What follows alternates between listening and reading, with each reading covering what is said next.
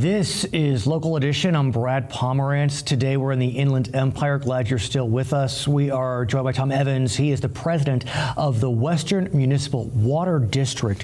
What area does the Western Municipal Water District cover? We cover essentially western Riverside County, from Temecula north through Marietta, up the county area, Riverside, around through Corona, Norco, Arupa, Eastvale. And what's the work of the district? What's its focus? It was formed in 1954 by the citizens in this area to have access to the imported water that comes from Northern California, as well as from the Colorado River. It's that simple. That's what it was formed for. And you purvey that water to local agencies, is that right? We sell it to local agencies as well as direct to certain, about 20,000 customers who are directly connected to us. Okay, I want to talk to you, if I may, about the drought. Okay.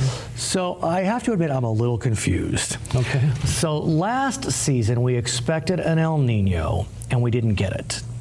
This season we didn't expect an El Nino. We got a lot of rain, at least in Northern California. Right. So the governor has declared the drought was over.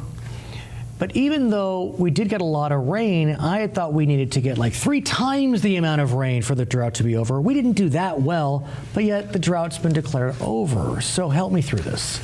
Well, the Northern California mountains got about 200% of what they normally get. Okay, 2 times the amount. Twice. The one primary area that we depend on is a big lake behind Lake Oroville. Oh, well, Lake Oroville has been in the news and lately. That's been in the news because of the spillway issues. Right.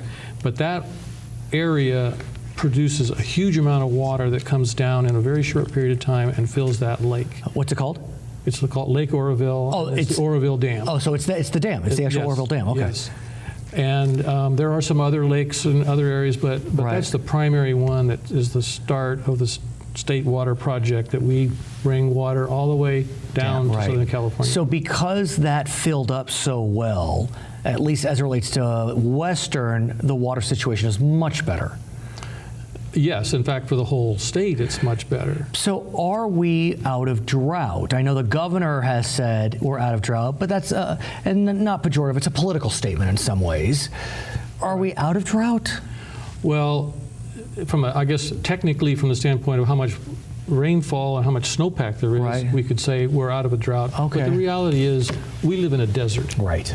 Riverside County is a desert. It's a desert, and so we should behave like we're always in a drought.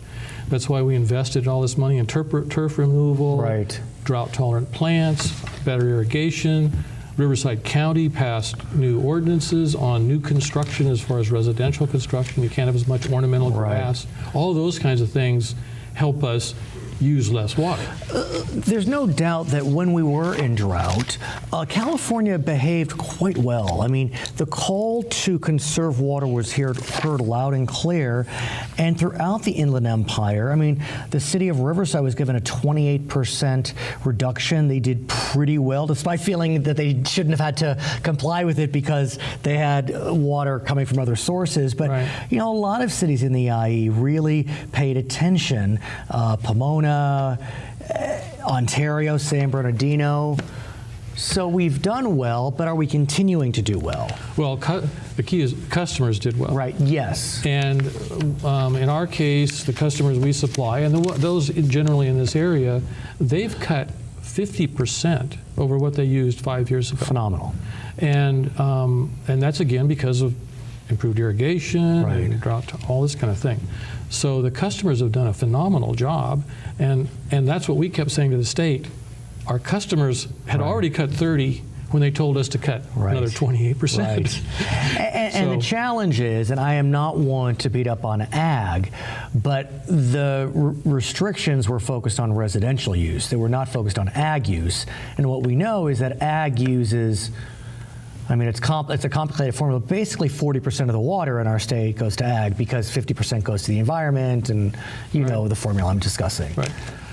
Well, the objective was towards water agencies that supply their customers. There, in some cases, like we do have ag customers, and so our expectation was they were still going to cut.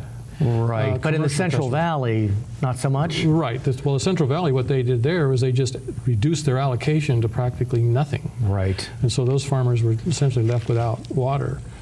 But again, you've got to recognize that farmers it's a business operation. They have a huge contribution to the economy. And so the water is essentially a raw material that goes into their product. And look, the Central Valley, we've called it the salad bowl for the entire nation. Yes. And so these were tough times. It seems like we're on the other side of these tough times. Right. Let's talk about water in the future. We know that the voters were generous in 2014 passing Prop 1. That arguably will give us more above ground storage, below ground storage. We'll see what happens. Right. But then there's the question of the Delta. And the Delta has been a thorn in the side of this governor, his first time around, his second time around. But we're back, and there's something called the California Water Fix after the Bay Delta Conservation Plan died. And what was it called back in the 70s? The Peripheral Canal died. But what is the California Water Fix? Simply put, it allows the State Water Project to capture water above the delta, closer to Lake Oroville, and put it into two 40-foot diameter tunnels, and take that underground and take it around the delta, and take it to the same place that it goes now at the beginning of either the Colorado or California Aqueduct or the Central Valley Project Aqueduct. Still, this project continues to be, or any version of this project, incredibly controversial. Right.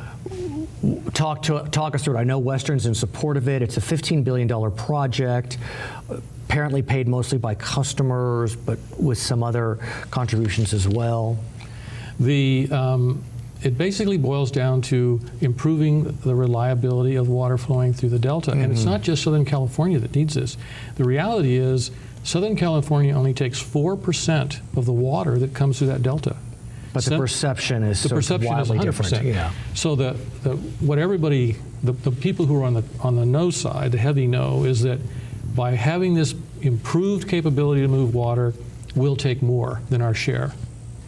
Couldn't that simply be regulated? I mean, sure, it's regulated now. Right. So why would putting these tunnels in somehow affect our ability or legal right to take more water? It won't. All it does is make it possible to take what you are entitled to. So at this stage, I believe the courts are allowing the project to at least proceed in some form. There was a California Supreme Court ruling back in July of 2016 that said environmental testing can go on, geological testing can go on. We haven't done eminent domain yet, no purchase yet, but we're moving forward. I mean, this may happen. I don't know if it happens in our lifetime, but I used to think it would. Right. The environmental impact report has been finished. It's been about $250 million to do an environmental impact report and study, and that's why they had to go in and do some testing of where the routes these tunnels are.